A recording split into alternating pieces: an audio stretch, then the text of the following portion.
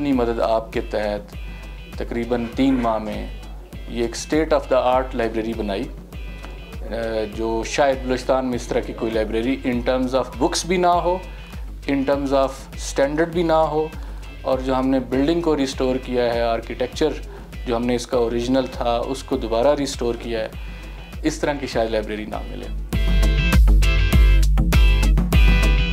ये इंतहाई तहसीन इक़दाम है। अब इन तालीमदोश लोगों का फ़र्ज़ बनता है कि वो लोगों में अवेयरनेस जारी करे कि वो यहाँ पर आए, अपने कीमती वक्त यहाँ इस्टेब्लिश करे। इस लाइब्रेरी में जो है उर्दू अदब से लेकर यानी जो स्टडी मैं कहता हूँ एक तालिब इल्म के लिए ज़रूरी है, एक आम आदमी के लिए ज़रूरी है, वो तकरीबन यहाँ सारे अवेलेबल है।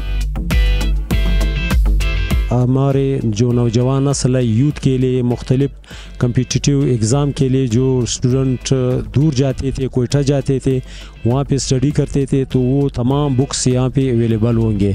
चूँकि ज़ियारत एक टूरिज़म पॉइंट है, तो टूरिज़म के हवाले से ये भी हमारे जो सयाह यहाँ से बाहर से आएंगे तो उनकी भी तवज्जो का एक मरकज़ बनेगा। हमारे ज़ियारत के लिए बहुत खुशखबरी की बात है कि यहाँ पर लाइब्रेरी नहीं है। स्टूडेंट एक्स्ट्रा टाइम में आकर यहाँ पर पढ़ते हैं, हर लेवल की किताबें यहाँ पर मुहैया है जो स्टेशनरियों में नहीं मिलती है।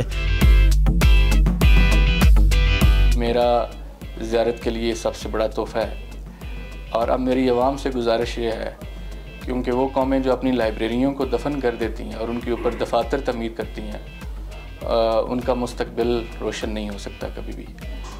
तो गुजारिश आप लोगों से ये है कि आप इस लाइब्रेरी की हिफाजत करें, इसको मेंटेन करें और इसका भरपूर फ़ायदा उठाएं।